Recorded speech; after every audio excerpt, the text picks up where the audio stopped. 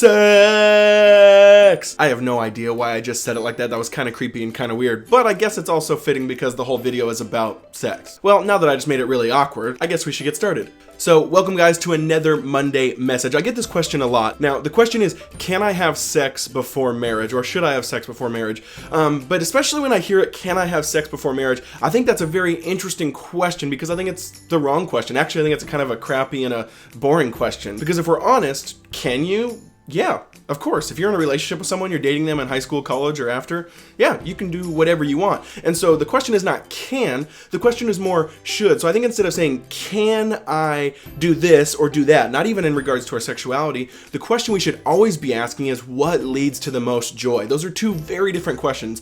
One puts you on kind of the sphere or the spectrum of always trying to toe the line or push the boundary. And the other one says, no, I'm actually going to go this way with my life. I want to ask, where's the most joy? Where's the most fulfillment? Where's the most satisfaction in everything? My job, relationships, academics, and all of the sort. And so in regards to sexuality, what leads to the best joy? That's the question we have to ask. And a lot of times we don't realize that, man, sexuality is this deeply sacred, beautiful thing in us, almost very close to our identity, so it almost feels a part of who we are. And so here's the truth we have to wrestle with. We can take this question in a bunch of different areas, and there's a bunch of different ways we can answer it, but really, what leads to the most joy? What leads to the most satisfaction? Now, it's clear, especially if you're a follower of Jesus, that God has designed and lined the world up to work a certain way, meaning there's kind of this music or this dance happening in the entire universe. Again, not just sexuality, but everything else, work, rest, rhythm, all these different things.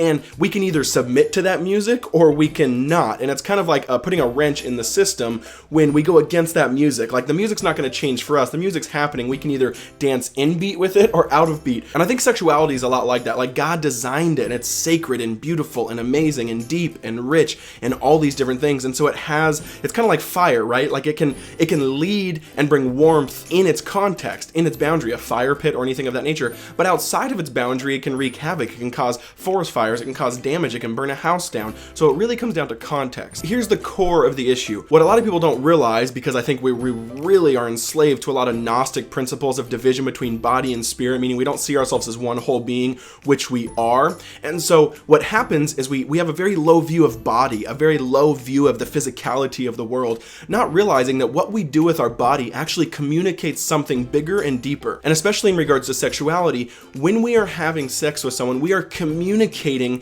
this deep level of oneness that we know we were all created for. There, you can't have any more vulnerability or transparency or nakedness, I mean metaphorically speaking, than in sexuality. And so in sex, you're communicating something. You're communicating this deep level of, I see all that you are. I see your nakedness, again, metaphorically. I see all that you truly are, all your hurt, your scars, your pain. I see your life, and I still want you. And when two people are doing that, that's what true sex is for, and that's what sex was created for. Now, the issue is, I don't think you can truly have that outside of marriage, because marriage is where you put this covenant, this promise on top of the relationship that says no matter what happens, no matter what we grow through in sickness or in health, I'm not going anywhere. And so in that covenant, someone can fully take off the mask, fully put the guard down, and you can fully have that oneness. I don't think you can have it when there's still the option of just breaking up with someone. And so with your body, you're communicating